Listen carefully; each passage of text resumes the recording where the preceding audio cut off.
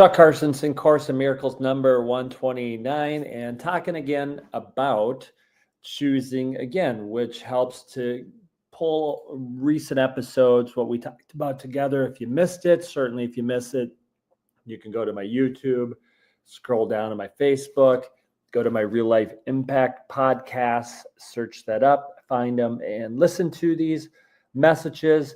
So choosing again, we're going to talk about the ego versus the Holy Spirit.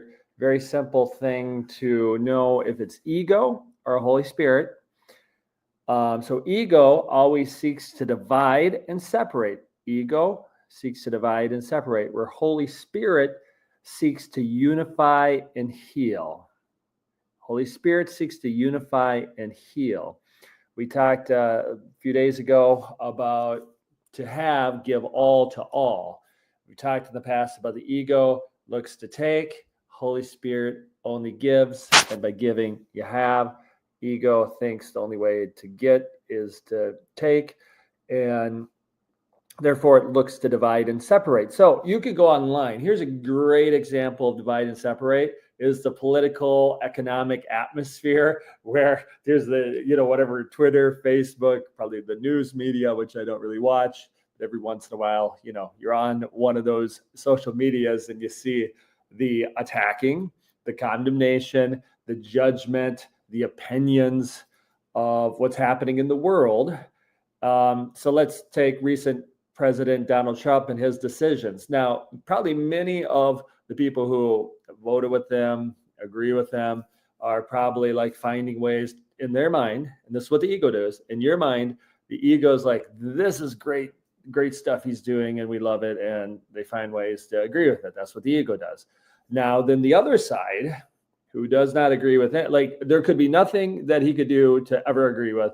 They would find every reason to attack, condemn, and say it's not working and it's terrible and it's hurting the world.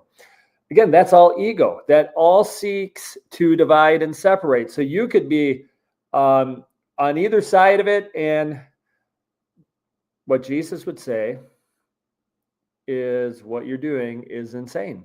You say, Jesus won't say that. Yeah, Jesus would say that's insane. He would just say, choose again, make a new choice, cast your net on the other side of the boat. What's the other side of the boat? Where the harvest is plenty, where there's more than enough, where you're never lacking. That's spirit. That is spirit. We've been talking about this a little bit, so I'm giving you a different example. And spirit seeks to unify and to heal. World needs healing. World needs unification. And I get it. Your function in the world from what you say and what you want to do might be like, these people are wronging everybody and I got to correct it. And I get it. And I can't speak that isn't your function. So I am not necessarily going to stop you or try to judge you. I would just say, is it seeking to divide and separate, or is it looking to unify and heal? And that would be a start. That would be choosing again, or your way of helping the world. Are you doing it in an ego way, or can you unify and heal? I'm going to probably have a part 2 on this very soon, so I don't have the videos too long, but there's a way of doing this. There's a way of making a new choice, and that's every day. That's every moment. And the reason you're here is not to divide and separate. It's to unify and heal. The more people that figure it out, the better we'll be, and it'll help all people. Right now, a lot of people are not helping all people. So I'm just trying to do a small part on communicating this, and there's much better things I'm sure I could do.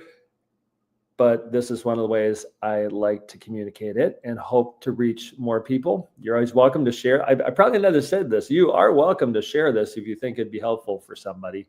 Or go find somebody who's a better speaker, a minister, preacher, helper of the world, and share their stuff when it's looking to unify and heal. That'd be very helpful. At least do that.